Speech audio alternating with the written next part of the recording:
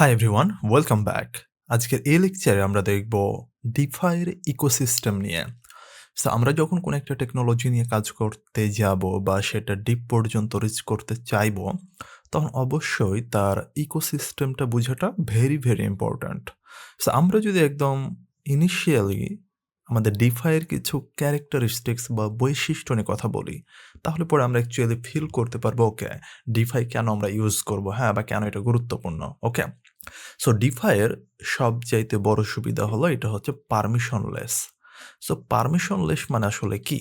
হ্যাঁ? পারমিশনলেস মানে হচ্ছে যে আমরা এখানে কোনো কিছু যখন করতে চাইবো, তখন আমাদের কোনো থার্ড পার্টি বলেন, কোনো অথরিটির কাছে আমাদের পারমিশন নেওয়া লাগবে না। ওকে? সেকেন্ড যে বৈশিষ্ট্য সেটা হচ্ছে এটা ভেরি ট্রান্সপারেন্ট। সো আমার একটা আমি যেকোনো ফাইন্যান্সিয়াল আমি ডিফাই এর উপরে বিল্ড করলাম। ওকে? আমি ব্লকচেইন ডিফাই তো আল্টিমেটলি ব্লকচেইন টেকনোলজির উপর বেসড করে তৈরি বা এর উপরে বেসড করে কাজ করতেছি, রাইট? সো যখন আমি এর উপরে আমার কোনো একটা ফাইন্যান্সিয়াল ব্যবস্থা আমি বিল্ড করতেছি, তখন এইটা কমপ্লিটলি ট্রান্সপারেন্ট থাকতেছে। বিকজ এইটা যে কেউ যেকোনো জায়গা থেকে দেখতে পারেন। Okay? Everything visible to all.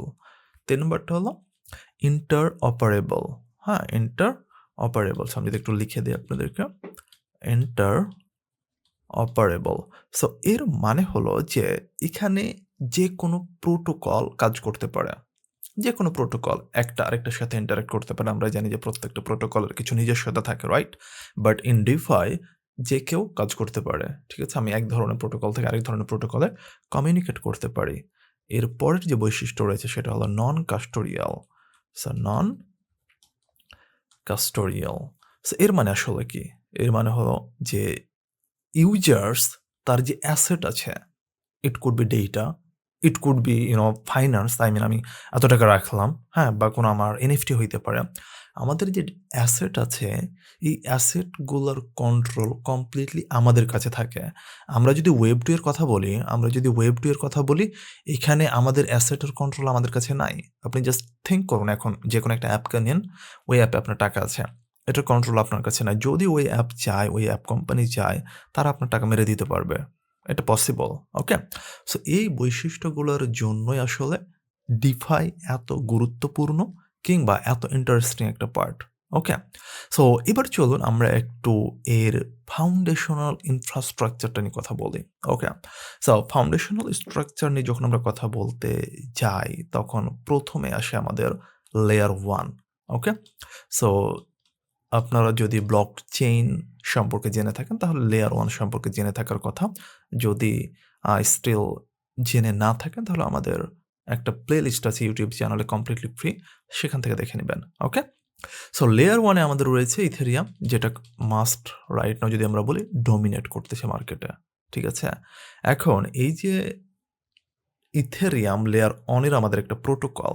So defy ইকোসিস্টেমের সবচেয়ে গুরুত্বপূর্ণ অংশ যদি আমরা বলি সেটা হলো ডেফিনিটলি এর infrastructure. Okay? And Ethereum blockchain এই ইকোসিস্টেমটার মূল ভিত্তিটা বিল্ড করতেছে। এর স্মার্ট কন্ট্রাক্টের মাধ্যমে হাজার ডিসেন্ট্রালাইজড অ্যাপ্লিকেশন চলে। কিন্তু ইথেরিয়ামের একটা জায়গাতে সমস্যা আছে। সেটা হলো যে এর গ্যাস ফি। গ্যাস ফিটা কি?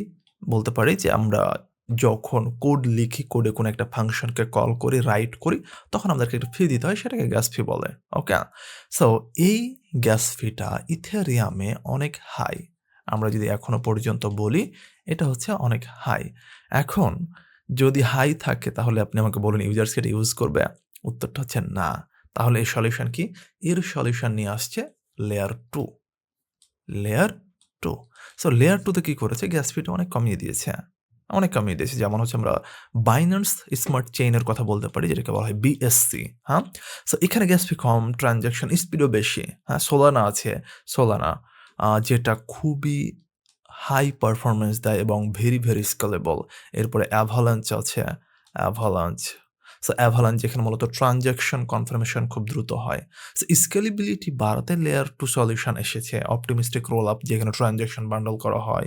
জেডকে রোল আপ আছে আমাদের বা জিকে রোল আপ যাকে আমরা বলি যা ক্রিপ্টোগ্রাফি ব্যবহার করে আমাদের ট্রানজ্যাকশনের স্পিড বাড়িয়ে দেয়। স্টার চ্যানেল আছে যেটা আমাদের অফ চেইন ট্রানজ্যাকশন সাপোর্ট করে। সো এই হচ্ছে আমাদের মোটামুটি ফাউন্ডেশনাল যে ইনফ্রাস্ট্রাকচার আমরা বিল্ড করব, সেখানে মূলত এই পাবলিকগুলো আমাদেরকে হেল্প করবে। ওকে? সো এখন আমরা একটু ডিসেন্ট্রালাইজড ফাইন্যান্সের লেয়ারগুলো জানবো। ওকে? বা ডিফাই এর লেয়ারগুলো নিয়ে কথা বলবো।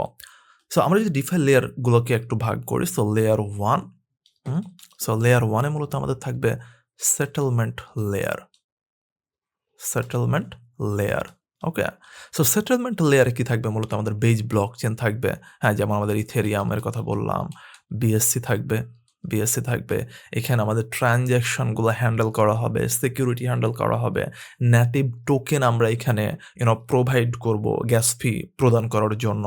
আবার আমরা সকল ডিফাই যে ট্রানজ্যাকশনগুলো আছে সেগুলো আমরা কি করব? এখানে রেকর্ড করব। ওকে? এরপরে আমাদের দ্বিতীয় লেয়ারে আছে প্রোটোকল। লেয়ার 2 তে আছে আমাদের, এটাকে আমরা বলি প্রোটোকল লেয়ার। Protocol layer. তাহলে আমাদের ১ নাম্বারটা বললাম সেটেলমেন্ট লেয়ার, ২ নাম্বারটা হচ্ছে আমাদের প্রোটোকল লেয়ার। সো এই প্রোটোকল লেয়ারে মূলত আমাদের কি হয়? স্মার্ট কন্ট্রাক্ট, টোকেন স্ট্যান্ডার্ড যদি আমরা নেটিভ টোকেনের বাইরে কোনো টোকেন বিল্ড করতে চাই, সেগুলো মূলত আমাদের এখানে থাকে। ক্রস চেইন ব্রিজেস অ্যান্ড ওরাকলস নিয়ে আমরা কাজ করতে পারি। বেসিক লেন্ডিং, বোরোয়িং মেকানিজমস নিয়ে আমরা এখানে কাজ করতে পারি। ওকে?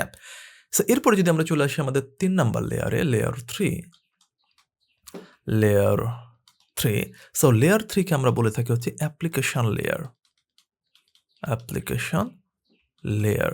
সো অ্যাপ্লিকেশন লেয়ারে মূলত কি হয়? এইখানে আমরা একটা ডিফাই অ্যাপ্লিকেশনকে বিল্ড করতে পারি কমপ্লিটলি। ওকে? আমাদের যে বিভিন্ন ধরনের সার্ভিস আছে সেগুলো আমরা অ্যাগ্রিগেট করতে পারি। আমাদের বিভিন্ন ধরনের পোর্টফোলিও ম্যানেজমেন্ট যে টুলসগুলো আছে সেগুলো আমরা কাজ করতে পারি। আমরা ট্রেডিং এর জন্য যে আমাদের একটা ইউআই দরকার, যেটাকে আমরা ইউজার ইন্টারফেস বলি, হ্যাঁ? সো এই ইন্টারফেস বা ড্যাশবোর্ডটা আমরা অ্যাচিভ করতে পারি। ওকে? অ্যান্ড এরপরে আমাদের আরো একটা লেয়ার আছে, সেটা হচ্ছে লেয়ার 4। লেয়ার 4। সো এই লেয়ার 4 টা মূলত হচ্ছে আমাদের ইন্টিগ্রেশন লেয়ার বলে থাকি এটাকে আমরা। ইন্টিগ্রেশন। সো ইন্টিগ্রেশন মানে কি? এখানে মূলত আমরা যদি চাই অন্য কোনো থার্ড পার্টি, কোনো এপিআইস, কোনো ডেভেলপার টুলসকে আমরা কি করতে পারি? এখানে ইন্টিগ্রেট করতে পারি। ওকে? আমরা অ্যানালিটিক্স চালাতে চাচ্ছি আমাদের পুরো অ্যাপের উপর, অ্যানালাইসিস করতে চাচ্ছি ডেটাগুলো, সেক্ষেত্রে আমরা সেটা করতে পারি। এরপরে আমাদের মোবাইল ওয়ালেট, ব্রাউজার এক্সটেনশন নিয়ে আমরা কাজ করতে পারি। আমাদের ডিফাই অ্যাগ্রিগেটরস, ইল্ড অপটিমাইজার্স, হ্যাঁ? এটা নিয়ে আমরা কথা বলবো পরবর্তীতে। ইল্ড অপটিমাইজার্স নিয়ে আমরা হচ্ছে এখানে কাজ করতে পারি। তো এই হচ্ছে মোটামুটি আমাদের ডিফাই ইকোসিস্টেমের লেয়ার্সগুলা। ওকে? সো এবার চলুন আমরা একটু আমাদের স্মার্ট কন্ট্রাক্ট কম্পেজিবিলিটি নিয়ে কথা বলি। আমি জানি যে এই টার্মগুলো আপনাদের অনেকের কাছে কঠিন লাগতেছে, বাট ট্রাস্ট মি এগুলো নিয়ে আমরা পরবর্তীতে এত কথা বলবো যে প্রত্যেকটা টার্ম আপনাদের কাছে খুবই ইজিয়ার হয়ে যাবে বা পানির মতো সহজ হয়ে যাবে। ওকে? সো আমরা যদি এখন একটু কথা বলি যে স্মার্ট কন্ট্রাক্ট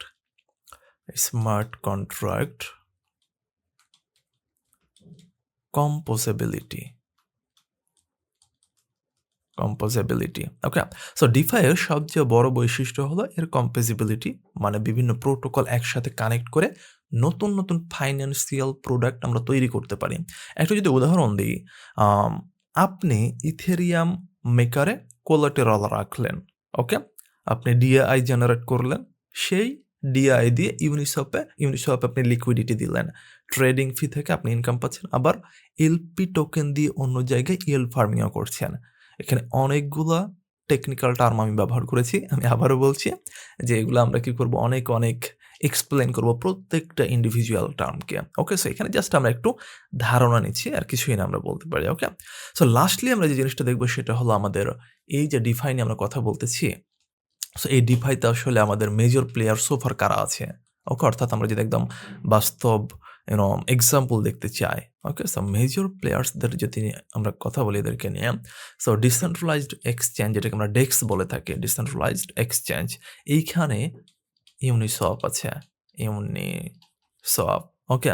সো ডিসেন্ট্রালাইজড এক্সচেঞ্জের মধ্যে ইউনিসপ এখন পর্যন্ত যদি আমরা বলি সবচেয়ে জনপ্রিয়, যার এএমএম, হ্যাঁ? অটোমেটেড মার্কেট মেকার মডেল চালু করেছিল। এরপরে প্যানকেক সোয়াপ আছে। Pancake SWAP। So Pancake Swap মূলত হচ্ছে যে বাইন্যান্স স্মার্ট চেইনের প্রধান ডেস্ক, হ্যাঁ? বা ডিসেন্ট্রালাইজড এক্সচেঞ্জ আমরা বলতে পারি। এরপরে কার্ভ আছে, CURVE, কার্ভ আছে। সো কার্ভ স্টেবল কয়েনের ট্রেডিং এ স্পেশালাইজড, সোফার যদি আমরা কথা বলি। এছাড়া আমাদের লেন্ডিং প্রোটোকল আছে, লেন্ডিং প্রোটোকল। এটা তো আমরা ডেক্স নিয়ে কথা বললাম। এখন যদি আমরা একটু লেন্ডিং প্রোটোকল নিয়ে কথা বলি, সো এই লেন্ডিং প্রোটোকলের মধ্যে আবার আছে আভে, হুম? AAVE, আভে। সো লেন্ডিং প্রোটোকলের মধ্যে আভেতে বিভিন্ন ক্রিপ্টো অ্যাসেট লেন্ডিং, বোরোইং করা যায়। কম্পাউন্ড আছে, কম্পাউন্ড। সো এই কম্পাউন্ডের ইন্টারেস্ট রেট অ্যালগরিদম দ্বারা নির্ধারণ করা হয়। এছাড়া আছে মেকারডাও আছে। মেকারডাও, হ্যাঁ? সো মেকারডাও মূলত DAI স্টেবল কয়েন তৈরি করে, যা ডলারের সাথে মূলত পেগ থাকে। ওকে? সো এই হচ্ছে মূলত আমাদের টোটাল যেই ডিফাই ইকোসিস্টেম যেটা আমরা বিল্ড করব, এই ইকোসিস্টেমটা একটু জাস্ট আমরা বুঝার চেষ্টা করলাম। এখানে দেখলাম যে আমাদের মেজর প্লেয়ার্সগুলো কারা। এখানে আমরা স্মার্ট কন্ট্রাক্টের কম্পোজিবিলিটি নিয়ে কথা বললাম। এখানে আমরা ডিফাই যে ইকোসিস্টেম তার বিভিন্ন প্রোটোকল নিয়ে কথা বললাম, লেয়ার নিয়ে কথা বললাম। অ্যান্ড এখানে আমরা দেখলাম একদম বেজে, হ্যাঁ? একদম আমাদের ব্লক চেনের ২টা লেয়ার নিয়ে আমরা কথা বললাম, তাদের প্রবলেম দেখলাম, সলিউশন দেখলাম। অ্যান্ড প্রথমে আমরা দেখলাম আমাদের এই ডিফাইয়ের মূল কিছু বৈশিষ্ট্য। সো হোপফুলি আমরা ডিফাই ইকোসিস্টেমটা কিছুটা ধারণা পেয়েছি। আমি আবারও বলছি যে এখানে যতগুলো টেকনিক্যাল টার্ম আছে প্রত্যেকটা আমরা বিশদভাবে আলোচনা করব সামনের দিকে। Okay? So that's all for this lecture. দেখা হচ্ছে নেক্সট লেকচারে।